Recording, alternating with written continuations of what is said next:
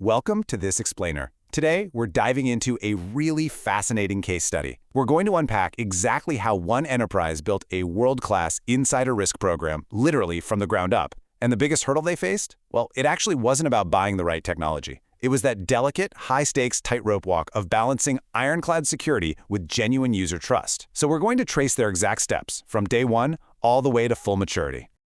Okay, let's set the stage here by acknowledging the real stakes. Check out this quote from a U.S. government CISO, which was featured in a recent Carnegie Mellon Scilab study. They note that reaching a true zero-trust environment is the ultimate goal, but getting there is tough. Managing insider risk is incredibly complex, right? You're dealing with everything from accidental data leaks by well-meaning employees to malicious intellectual property theft. Ignoring it? Not an option anymore. You have to start somewhere. So here's our roadmap for the explainer today. We'll cover the overall insider risk journey, what happened during year one's initial launch, how they handled privacy and access controls, their steps for investigating and taking action, what year three's full deployment looked like, and finally, building a learning culture. Let's get right into it.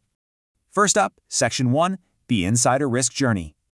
To avoid creating this creepy Big Brother surveillance state right out of the gate, our model organization adopted a holistic mindset. They knew they had to balance people, processes, tools, and training. And honestly, the smartest thing they did was not trying to boil the ocean on day one. They rolled this out incrementally. As you can see on this timeline, they planned a structured 3-year journey, starting with an initial launch, moving into program maturation, and finally hitting full deployment.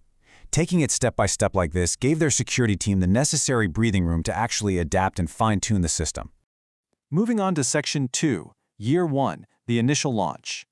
In year one, their focus was entirely on establishing a baseline, doing the fundamentals without alienating their workforce. They set up pre-employment screening to make sure new hires aligned with company values, and they only monitored a very narrow, clearly defined scope of user activity. But here's a super interesting point. They also prioritized analyzing employee complaints and grievances. Why? Because identifying workplace stress or dissatisfaction early on is actually one of the best leading indicators to prevent malicious or accidental data risks later. It's all connected. When it came time to decide what data to actually plug into the system first, the security team was highly intentional. They completely avoided complex data sources like sprawling email chains or chat logs. Instead, as the CMU report shows, they prioritized simple administrative data, specifically Active Directory logs. Tracking straightforward things like account creations and permission changes kept that initial rollout incredibly focused and, more importantly, manageable. That brings us to Section 3, Privacy and Access Controls. The moment the program went live, they hit a massive hurdle. How do you monitor for threats without invading employee privacy? Their answer was to implement privacy by design from the very beginning. Using tools like Microsoft Purview, they turned on a feature called pseudonymization by default. This is so cool. When an alert fires, the analyst reviewing it doesn't see a name like John Smith. They see a random identifier like ANNO2340. This protects the user's identity and completely strips away any unconscious bias an investigator might have during those critical first moments of triage. To double down on that privacy, they instituted strict role-based access controls to enforce a separation of duties. Think of it like this. The insider risk admin configures all the rules, but they are completely blocked from viewing the actual alert data. On the flip side, analysts and investigators review the case details, but they have zero power to change system configurations. It's a rigid separation of powers that ensures no single person holds all the keys to the kingdom. All right, Section 4, Investigating and Taking Action. So, when a potential threat actually pops up, how do they handle it? Finding insider risk is basically like hunting for a needle in a haystack, so they rely on a very structured workflow.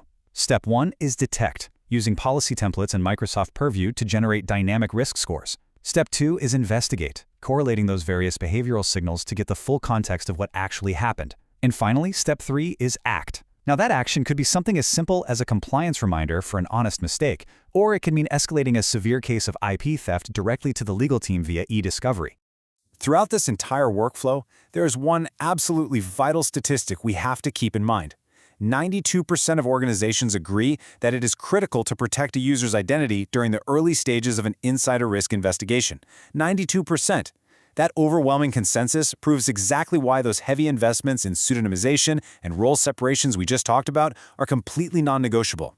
If you lose employee trust during an investigation, your entire program fails, period. Let's skip ahead to Section 5, Year 3, Full Deployment. Fast forward to year 3, and the leap in maturity is just striking. Look at the comparison here. They've moved way past just monitoring simple Active Directory logs. Now they are fully integrating User and Entity Behavioral Analysis, or UBEA. By pulling in complex network activities, advanced behavioral science tools, and expansive communication data, they've built a deeply comprehensive, holistic view of their internal risk landscape. At this stage of full deployment, their tech stack is highly sophisticated. They've integrated Microsoft Defender to actively monitor risky actions outside of Microsoft 365, things like renaming sensitive files or saving data to a hidden USB drive. They also use adaptive protection, which is amazing. It means data loss prevention rules automatically tighten or loosen on the fly based on a user's dynamic risk score. And for the really major incidents, they enable forensic evidence capturing, which of course is stringently guarded by dual authorization to prevent any misuse. Which brings us to our final section, building a learning culture.